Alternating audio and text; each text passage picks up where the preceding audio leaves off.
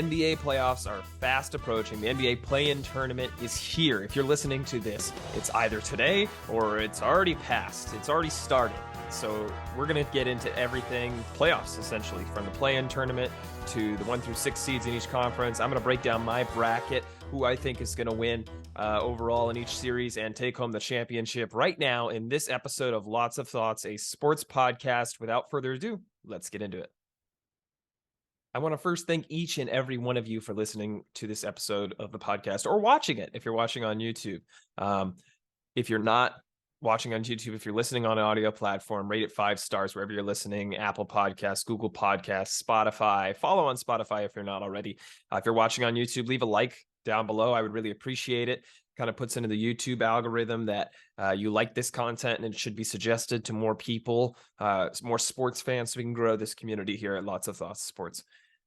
Subscribe if you haven't as well, if you're watching on YouTube. And if you're interested in more of our content, go visit the socials. The links are in the description on YouTube or in the show notes on any audio platform. But it's at Lots of Thoughts Sports on most platforms: Instagram, TikTok, YouTube. But on Twitter, it's at LOT Sports Pod, because the handle Lots of Thoughts Sports there is too long for them. Nonetheless, links in the description. You can visit our website, lotsofthoughts.godaddysites.com, also in the description. But you can access all the socials there: the podcast, the newsletter, the merchandise, lotsofthoughts.godaddysites.com. All right, now that the spiel is out of the way, the NBA play-in games are here, and I'm excited for them. There's some teams in them that I didn't have in them. Some teams in them, there's some teams not in them that I would have had in them had I predicted a few weeks ago. Dallas. If you haven't listened to the last episode on the Dallas Mavericks and their collapse and Luka's potential trade request, go listen to that. It's live on YouTube or any audio platform. I really suggest listening to that. I really broke it down more than I usually do, a specific topic in these podcast episodes. But the playoffs, I'm so excited, man. Playoff basketball is an exciting thing because I think, unlike any other sport, right? In football, I feel like obviously it's a one-game elimination, so it's completely different. In baseball, because the starting pitching varies so much from game to game, and you have teams that go from, maybe elite level starting pitching to, mid-level starting pitching, even the good playoff teams, the games could be so different. I feel like this, I don't watch enough hockey to really be able to comment on coaching decisions, but I feel like the NBA playoffs is the best example of seeing how a team adjusts as the series progresses, right? If a team has a decided advantage, the other team can counter with good coaching decisions, good strategy to neutralize that advantage and hopefully turn the tide in the series. And that's why we have some crazy comebacks in NBA history, especially recent history, because not only for good coaching, but the talent is there's so much parity in the NBA right now. And even though there are certain teams that I believe in and certain teams that I don't in the playoffs, most of these teams, I wouldn't be surprised if they made a more serious run than I'm budgeting them for, even some of the lower seeds. Nonetheless, I've made a bracket. I've come prepared this time, unlike my MLB predictions from the start of the season where I was trying to do it last minute. I'm going to start with the play-in games, and we're going to go from there. So if you're not familiar with the format of the play-in works, I'll explain it to you. If you are, and you're listening on the podcast platform, skip a little bit ahead, or on YouTube, skip a little bit ahead. But essentially, the first 6 teams in each conference make the playoffs. Teams 7 through 10 are entered into the play-in tournament. The way it works in the first round of the play-in tournament, 7 plays 8, 9 plays 10. Right? That's not typical of a tournament. 7 plays 8, 9 plays 10. The winner of 7 and 8 is the 7th seed in the overall bracket. The winner of 9 and 10 stays alive. The loser of 9 and 10, you're out. It's 1 game each in each series here. So the loser of the 7 and 8 plays the winner of the 9 and 10. And then the winner of that game takes the 8th seed. So to recap, you have the 7 and 8 play. Winner of that is the 7th seed. Loser of that plays the winner of the 9 and 10 seed to try to get that 8th seed in the last spot in the play-in. So in this case, we have in the Western Conference, the Los Angeles Lakers are the 7th seed. New Orleans Pelicans are the 8th seed. The winner of that moves on, takes the 7th seed. And in this case, I have the Los Angeles Lakers moving on. Listen, the Lakers have made drastic improvements.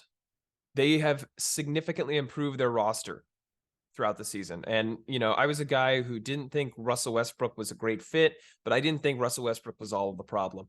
And I'm not going to say he was, but I think what the Russell Westbrook trade allowed them to do is to add not only D'Angelo Russell, who I think is a really solid NBA player, and is a good complement to LeBron James and Anthony Davis, much better complement than Russell Westbrook ever was. I think they added really solid role players in Malik Beasley, in Jared Vanderbilt, that accent this team really well. And so I think these Lakers are much more reminiscent of the 2020 Lakers, where if LeBron and Anthony Davis are playing like two top 10 NBA players, they have a chance to go on a decent run. And they're going against the New Orleans Pelicans, who are going to be missing Zion Williamson for at least the play-in, probably the first round, maybe more. And I like Brandon Ingram. I like CJ McCollum. But Zion Williamson should be the best player on that team. And since he's not available, I have the Lakers taking this game. So the Lakers will move on to be the 7th seed and face the 2-seeded Memphis Grizzlies, which I'll talk about in a little bit. On the other side of the Western Conference play-in, we have the Minnesota Timberwolves, the 9 seed, versus the 10-seeded Oklahoma City Thunder. And the Minnesota Timberwolves are going through some turmoil. If you haven't seen it, Rudy Gobert and Kyle Anderson got into a yelling match on the court, and Rudy Gobert ended up throwing a punch. He's been suspended for 1 game, and so he's not going to be playing in this game against the Thunder. And then on top of that, Jaden McDaniels, walking off the court pissed off, punched a wall and broke his hand. He's going to be out. And as much as Rudy Gobert is an asset and I think is underrated in NBA circles today, losing him is not going to mean nearly as much as losing Jaden McDaniels, because you're losing Rudy Gobert for 1 game. In all reality, they're going to beat the Thunder, whether they have Rudy Gobert or not. And then you have Rudy Gobert back for, in this case, the Pelicans, since the Pelicans lost the 7-8 game. But the thing is, Jaden McDaniels is a defensive player. I shouldn't say a defensive player of the year candidate, but a all defensive team candidate. He's on that ballot. And so losing him as your best impact defender, and Rudy Gobert for a game as also a very good defender, a great rim protector and decent help defender, a good help defender, I shouldn't say decent. I think those are going to hurt. I think they're going to beat the Thunder nonetheless. I have them beating the Thunder because the Oklahoma City Thunder probably shouldn't be here, right? Probably should be the Dallas Mavericks. And if the Dallas Mavericks were in it, I'd pick the Dallas Mavericks. But the Thunder are way ahead of schedule. They have good young pieces, right? Shea has blossomed into a superstar. I love both Jalen Williams. J-Dub especially has proven that he has more of an offensive game than I anticipated. And they have other pieces there that I think could develop really well. I think the book's not out on Alexei Pokusevski. They have Chet Holmgren coming back next year. There's a lot to be excited for in Oklahoma City. There's a lot of guys I'm not even talking about, like Lou Dort, Kenrich Williams, and guys that I really enjoy watching and think have a real solid impact on this team in the near and distant future. But at the end of the day, I think Minnesota just has too many offensive weapons. I think Anthony Edwards is comparable to Shea in the offensive production they can give you in a 1-game playoff series. And so I'm taking Minnesota just because their ancillary pieces are better. And so that brings us to Minnesota versus New Orleans for that 8th seed. And this is going to be a tough one, right? I think Minnesota is a team that I really wanted to believe in coming into this year. I projected them as the 3rd seed at season start, and boy, was I wrong now that they're sitting at 9. The fit between Karl-Anthony Towns and Rudy Gobert is not something that's worked out as well as I thought it would. And so I have the Pelicans moving on. I wouldn't be shocked if Minnesota does it. In fact, I would say this is one of the closer matchups in this tournament, just because it's 1 game. You never know how it's going to work out. But at the end of the day, if I need a bucket, I'm probably trusting Brandon Ingram and CJ McCollum more than I'm trusting Anthony Edwards and Karl-Anthony Towns. I think New Orleans is a really well-built team. They got good defensive switchable weapons off the bench, right? You think of Herb Jones that I think could play a real impact, especially in guarding Anthony Edwards. And so I'll take the Pelicans to win that 1 game and take the 8th seed in the West.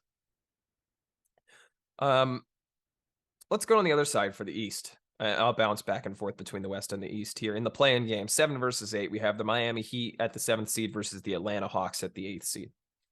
And as much as I think the pairing of DeJounte Murray and Trae Young has more potential to grow and it is a bit limited by circumstance and coaching changes and such, and as much as I love them hiring Quinn Snyder, I think the Miami Heat end up taking this. The top end talent is there for Miami, and not to say it's not for Atlanta, but the top end talent for Miami has shown to prove it in the playoffs year after year. Jimmy Butler is a guy who's very high on the list for guys I want up taking the shot when it matters most. Bam Adebayo, I think, is improving, finally taking that really next step, and I think he's become one of the premier big men in the league, like right behind the tier of Joel Embiid and Nikola Jokic and Giannis. I think Bam's right there. And so I think their top end talent carries them, even though they don't have necessarily the scoring. I think Kevin Love could play a big part in this game. He's a guy that fills a hole for Miami that I think was a great buyout signing. And so I have Miami moving on and taking that 7th seed and eventually facing Boston in the next round. Between the 9 and 10, the Toronto Raptors, the 9th seed in the East, the Chicago Bulls, the 10th seed. And similar to Oklahoma City Thunder, I think the Chicago Bulls probably shouldn't have been a playoff team. But in comparison to the Oklahoma City Thunder, the Oklahoma City Thunder trajectory is going up, skyrocketing, right? They've got young, ascending players all the way up and down their roster. The Chicago Bulls have a limitation on their core, and they have guys that either seem like they don't want to be there or seem like they're not long for Chicago, whether that's Zach LaVine, whether that's Nikola Vucevic. I think there's going to be some shakeups in the offseason. I don't know if that's a full teardown or a rebuild, but I don't see Chicago as a playoff team. So I think they lose this pretty handedly. Toronto's got a lot of weapons. I think guys like OG Anunoby and Pascal Siakam are just going to be too tough for Chicago to stop. As much as I love Patrick Williams as a defender, and I think he could have a real impact on this series, I doubt that at the end of the day that they're going to be able to contain him, to contain them, should I say, both Pascal Siakam and OG Anunoby and the other weapons that Toronto has. But nonetheless, I'm taking Toronto to move on past Chicago and therefore play Atlanta.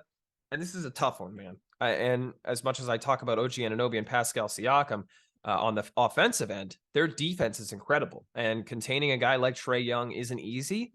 But in the case of this matchup between Toronto and Atlanta, Toronto certainly has the weapons to do it. That being said, I'm going to take Atlanta. I think Atlanta has a lot of pieces that they're going to have to integrate to have success in the playoffs. They're going to have to integrate better than they have, should I say. Guys like Sadiq Bey, I think, are going to have a better impact.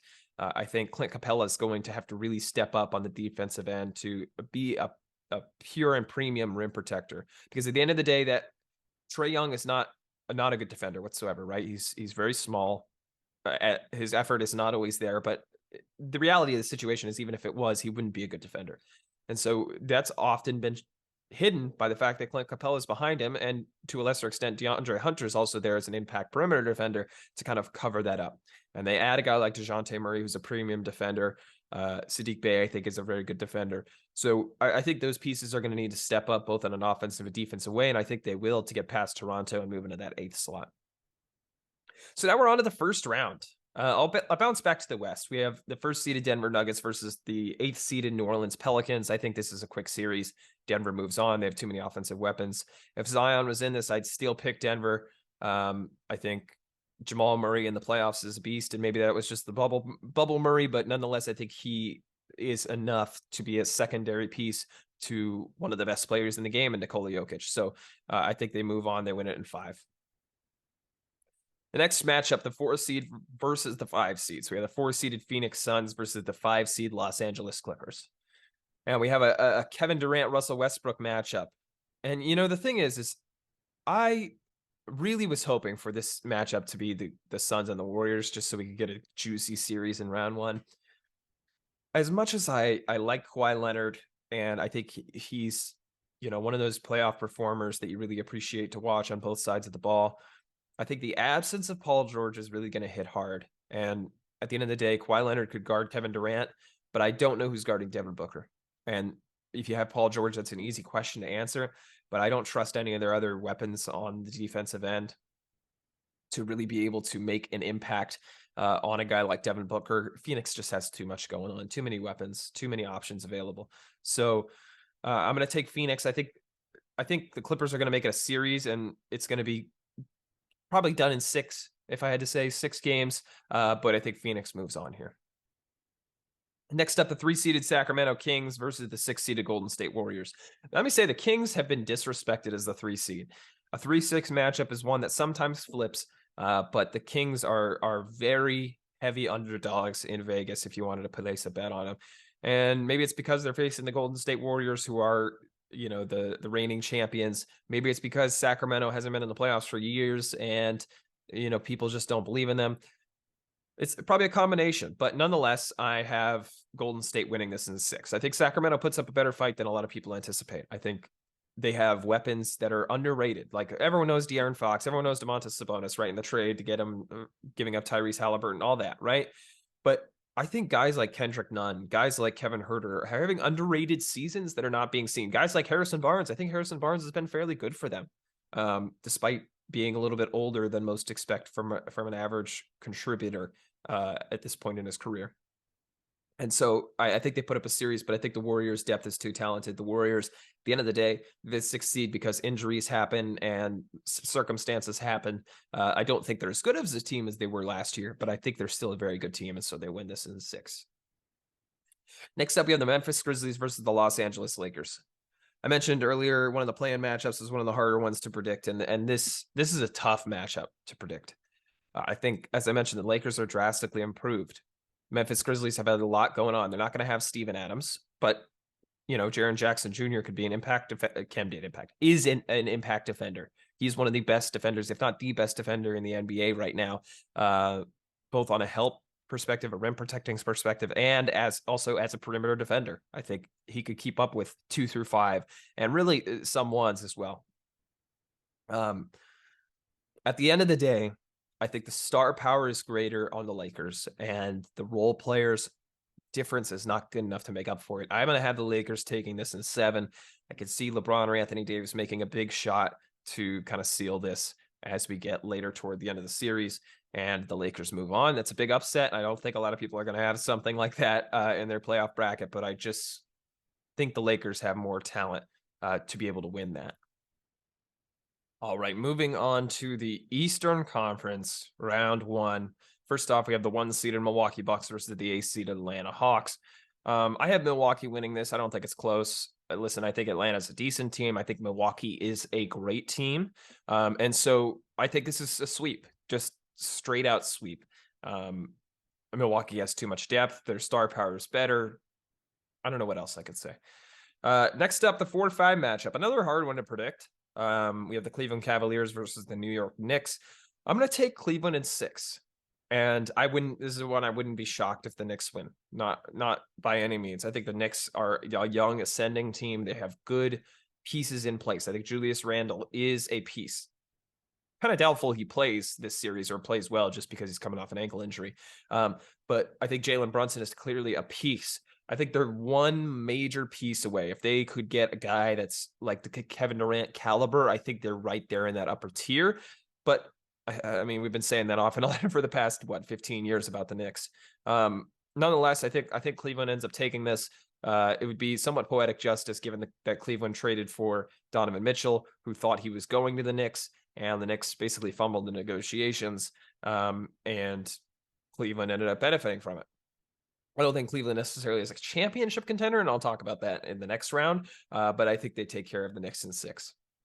Hey, that rhymes. Next up, we have the 3-seeded Philadelphia 76ers versus the 6-seeded Brooklyn Nets. And I talked on the other side about the Sacramento Kings being a 3-seed and been giving no love. On this side, the 6-seed is being given no love, and Brooklyn is heavily the underdog in this matchup. And as much as a Brooklyn Nets fan, I would love to sit here and say that the Nets have a solid chance to win this and Mikal Bridges can go toe-to-toe with Joel Embiid. That's just unrealistic at this point. I think Mikal Bridges is a young ascending player, and the Nets have a lot of talent that could develop well. I love their pieces. I love Spencer Dinwiddie and this orchestrating this offense. I think Cam Johnson's underrated. I'd love for the Nets to bring him back. Nick Claxton's an incredible defender, and they have good depth pieces, whether it be Seth Curry or Royce O'Neal or Cam Thomas, who doesn't get enough minutes. Day'Ron Sharp's coming into his own. But I think Philadelphia wins this in 5. I'll give the Nets a game just because I think Mikal Bridges is going to have a 40-piece one of these times. And I think he's the perfect defender to go against James Harden. And so I think they steal a game, but Philadelphia's going to win this. They have too much behind Joel Embiid to go down to a team like the Nets. Next up, last matchup in the Eastern Conference in the first round, we have the Boston Celtics, the 2nd seed versus the 7th seed, the Miami Heat. Similar to Philadelphia, I think Miami, has a game where Jimmy Butler goes off and spazzes out, but I think Boston's depth is too much for them. Their star players are better than the star players in Miami, so I think Boston ends up winning this in 5. Enough said. We'll go to the second round back on the Western Conference. We have Denver, the 1st seed, versus Phoenix, the 4th seed. I'm taking an upset here. I think Phoenix has too many weapons. If they could stay healthy, they're a better team than Denver. That's just the end of the story. Kevin Durant is undefeated as a Phoenix Sun, and I believe he's like 28-2 or something like that in his last 30 games between the Suns and the Nets. He's an incredible player, a perfect piece to add to a really talented team. And Phoenix, I like Denver a lot. I think they're at least one more piece away from being able to contend with Phoenix, and so I think Phoenix takes this in 6. On the other side of the bracket, we have the Warriors going against the Lakers. LeBron versus Steph, iteration, whatever it is, 6, 7, I don't know. I think this rivalry is a good one. I think the Lakers match up really well against the Warriors.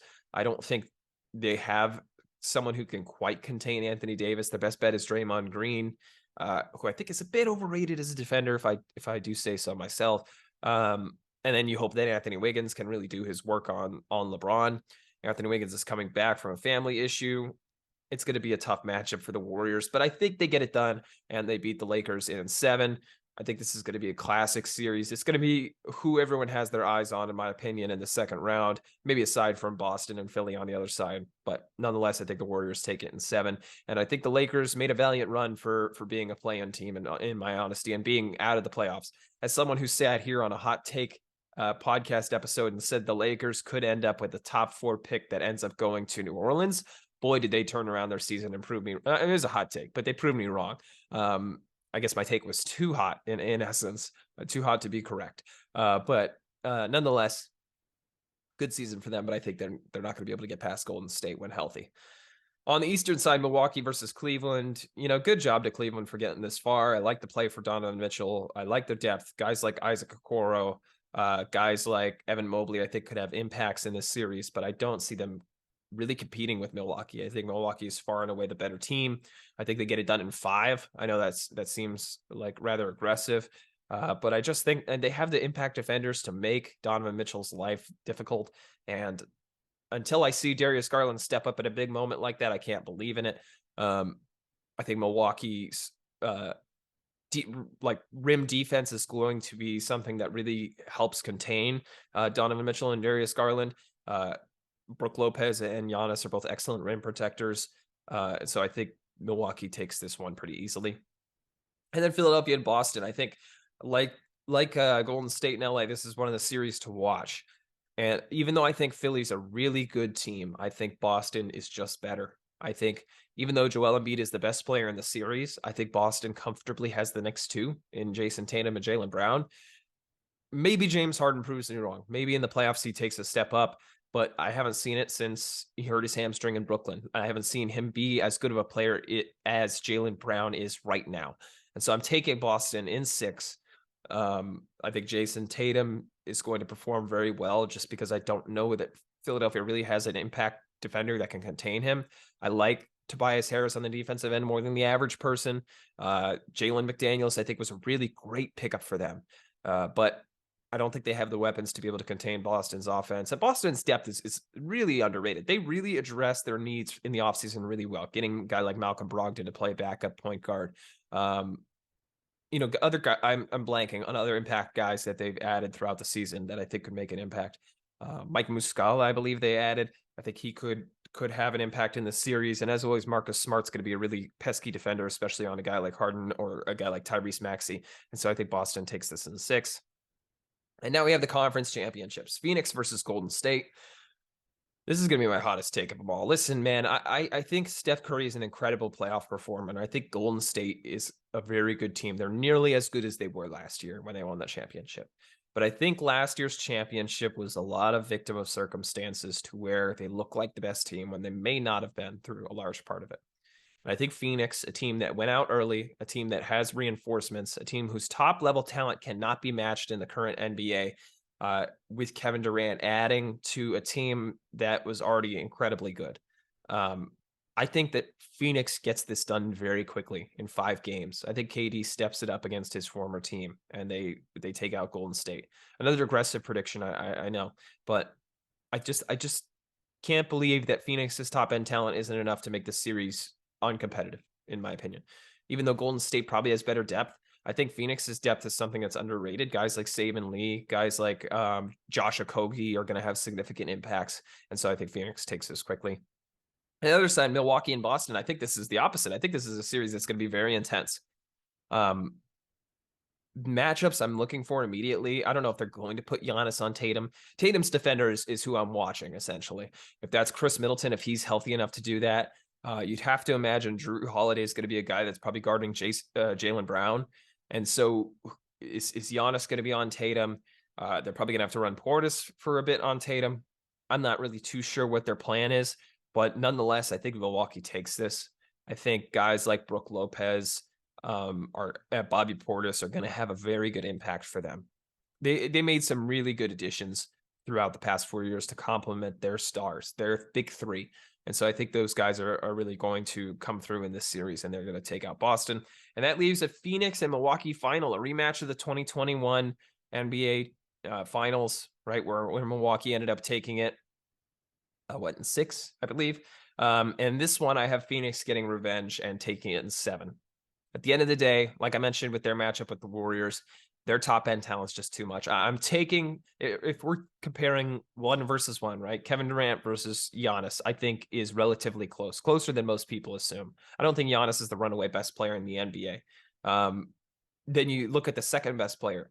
Who is that for Milwaukee? I guess it's Drew Holiday right now, and he's significantly worse than Devin Booker. Who's the third best player? It's probably DeAndre Ayton for Phoenix. Maybe it's Chris Paul. Both of them are playing better than Brook Lopez right now, and the other one is playing better than Chris Middleton right now. And so even though Milwaukee's depth is probably better because Phoenix traded a lot of it for getting Kevin Durant, right? They traded three of their best wings, Cam Johnson, Mikal Bridges, and Jay Crowder. I think at the end of the day, that top level talent's going to come through. Kevin Durant's going to hit a big shot where he fell short with Brooklyn just a few short years ago in Milwaukee's run to the finals.